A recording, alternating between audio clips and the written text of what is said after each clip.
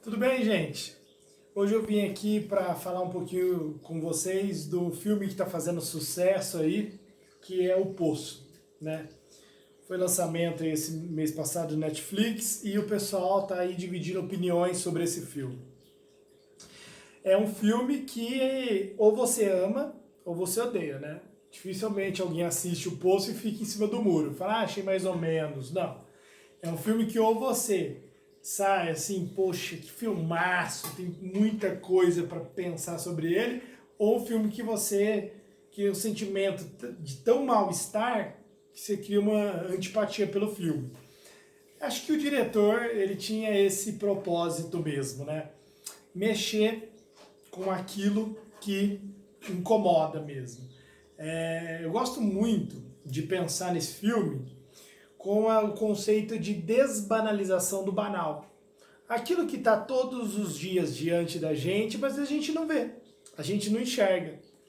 A fome, a violência, os mendigos, né, as prostitutas, os menores abandonados, aquilo que todos os dias está ali, diante dos nossos olhos, mas a correria do dia a dia, a nossa rotina, as nossas contas, os nossos compromissos, os nossos deveres cívicos, morais, sociais, familiares, não nos deixa perceber. Então, quando você tira o véu e olha para a realidade, quando você sai de dentro da cidade artificial que é o shopping center e vai para a favela e vê que a cidade ela não tem a segurança que tem o shopping, a beleza, ela não tem o clima que tem o shopping, o consumo que tem o shopping. Quando você se depara com a cidade real, você se assusta. E é bem provável que o seu desejo é voltar correndo para o shopping. É o que faz a gente parar o filme na metade, ou no começo. Falar, eu não vou assistir esse filme. Muito chato, muito impactante. Claro, trazer a gente para o mundo real nem sempre é agradável. Então, eu gostaria de começar falando isso. O filme é a desbanalização do banal. É trazer uma discussão que permeia aí toda a história da filosofia. Vamos pensar no começo do filme já, na discussão sobre, na hora que ele começa o personagem principal, que é uma analogia ao Dom Quixote, né, do Miguel de Cervantes, que é um personagem romântico, né, que é o que ele sai, que é para viver o mundo real. Ele sai das histórias de ficção, eu vou viver minhas próprias aventuras. Que é marcado aí pelo personagem principal se inscrever para fazer parte do poço. Ele quer, né, ganhar um título lá, o certificado de parar de fumar, então ele já vai para o poço. Olha que interessante. Ele vai para o poço para abandonar um vício. Eu acho que aí já tem uma questão interessante. O poço é para abandonar um vício. Vício é a busca do prazer. O que seria o contrário de vício, galera? A virtude. Então, ir para o poço, ele está tentando ir para o mundo buscando agir virtuosamente, abandonar o vício. E aí ele se depara com uma coisa que ele não esperava, que é o poço. É o que acontece com nós. Muitas vezes, em busca da virtude, nós nos deparamos o quê?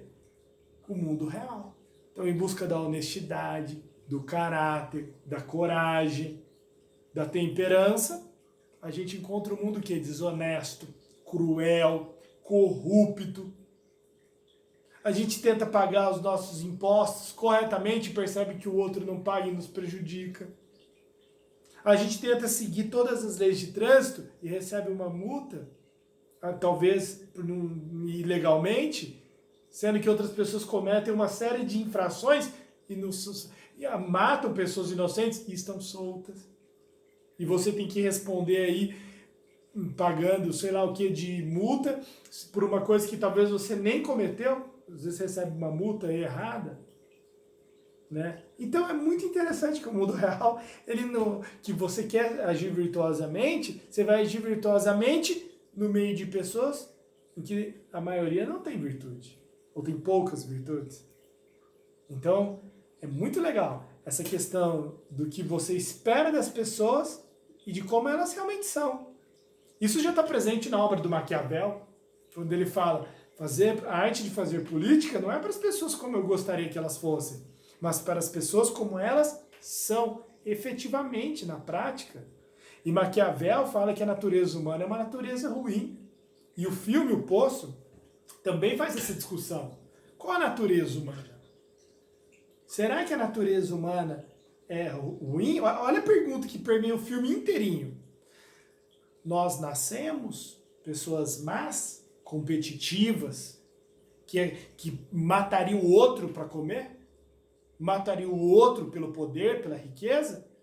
Ou não? Ou nós somos pessoas boas? Olha a inocência da criança no final do filme, que está lá e sem nenhuma reação. Por que sem nenhuma reação? Nem para o bom, nem para o mal. Será que a gente não nasce nem bom, nem mal? Mas como pensava Rousseau, é a sociedade que nos corrompe ou que fortalece as virtudes como ele gostaria? Essa discussão, ele não fecha no filme, na minha opinião.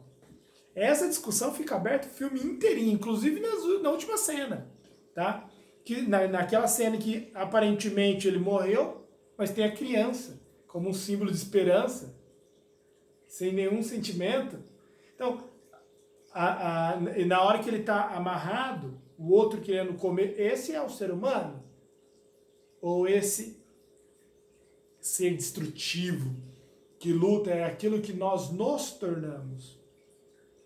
Porque a primeira pessoa que ele fica trancado no primeiro andar, né, se eu não me engano, no 33, acho que foi, não, 48 o primeiro, né? No primeiro, que é o 48, ele amarra ele porque ele fala, eu sei que agora você é bom, mas o senhor lá, que eu não lembro o nome, o senhorzinho lá, ele dialoga com ele o filme inteiro. Eu sei que você é bom, mas você vai, quando eu tiver fome, querer me comer, então eu vou fazer isso antes. E olha que interessante, o filme inteiro vai despertando diante do horror, mesmo quando ele está lá embaixo, vai despertando nele muito mais um sentimento de solidariedade, de idealismo, de tentar modificar toda aquela estrutura, tudo aquilo que parece que já está enraizado, do que, né, conforme vai passando as dificuldades, vai aparecendo um lado mal dele. Muito mais é despertando nele um sentimento bom do que um sentimento mal. Então fica aí uma questão interessante, que aí eu relembro o Sartre. Será que o mundo nos faz? Ou pouco importa o que o mundo faz da gente? O que realmente importa é o que nós fazemos com o que o mundo faz de nós. Porque somos livres para decidir. Somos livres para fazer escolha. Mesmo diante de uma situação tão caótica. A minha ideia aqui não é explicar o filme. A minha ideia aqui é trazer algumas reflexões aí para vocês. Outra questão é essa contradição que tem entre instinto e razão. Até que ponto somos racionais? Quando Freud descobriu o inconsciente, quando Nietzsche pediu para a gente tomar cuidado com o excesso de racionalidade, porque esse excesso de racionalidade é muito mais destrutivo que construtivo. Olha só que interessante. A ideia de que talvez nós não somos tão racionais quando pensamos que somos. Em nome da razão, já produzimos a bomba, a tecnologia do terror, os campos de concentração. Por que vivemos um momento da crise da razão? Porque em nome da razão nós tivemos a Primeira Guerra Mundial, a Segunda Guerra Mundial, regimes totalitários como o nazismo, o fascismo, o franquismo, em nome do quê? De um mundo melhor. Em nome do quê? Olha o stalinismo, a União Soviética. Vamos impor a força porque buscamos um ideal. Primeiro, será que existe isso ou não é apenas uma utopia? E segundo, e não menos importante que isso, como buscar? Ele tenta, né, fazer o que no filme? Trazer a justiça, que é levar alimentos para os andares mais baixos, utilizando da violência. Mais uma vez, Maquiavel, os fins justificam os meios? Para se chegar ao fim, que é levar alimento para as camadas mais baixas, justifica abrir mão dos seus princípios, das suas virtudes e utilizar aí meios como a violência, a tortura, o homicídio? Porque muitos regimes totalitários justificaram isso, em nome de algo muito maior, justifica atitudes que vocês podem não aceitar como dignas ou virtuosas. Será que o mais virtuoso de tudo não seria não atingir um ideal, uma utopia, uma sociedade plenamente justa?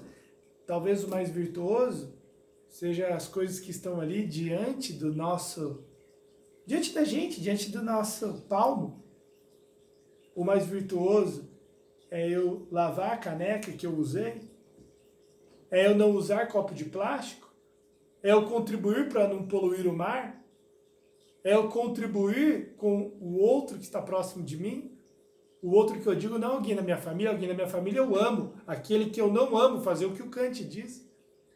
Agir simplesmente pelo seu dever como ser humano, de identificar o outro como do mesmo gênero humano. Será que a virtude, ela não é a busca de um ideal? Eu acho que o filme trabalha essa ideia, nos faz refletir isso. A virtude está nas pequenas decisões. Olha só. O filme deixa muito claro nas escolhas do personagem principal. Primeiro de tudo, assim, sobre isso, para terminar, eu acho assim, a primeira coisa, para a gente terminar essa reflexão, ele procura compreender por que aquilo está acontecendo. O filósofo Spinoza diz, ao compreender por que sofremos, nós amenizamos a dor. Só pelo fato de compreender já ameniza. Ele tenta compreender e depois tenta transformar. E não consegue. Não consegue porque a transformação dele é utópica, talvez. Porque não começou diante do palmo. Começou com uma busca que estava distante, que era a justiça, todo mundo poder comer. Não são as emoções que define o que é o ser humano. São as nossas decisões do dia a dia. Então eu acho que o filme traz toda essa reflexão, tá?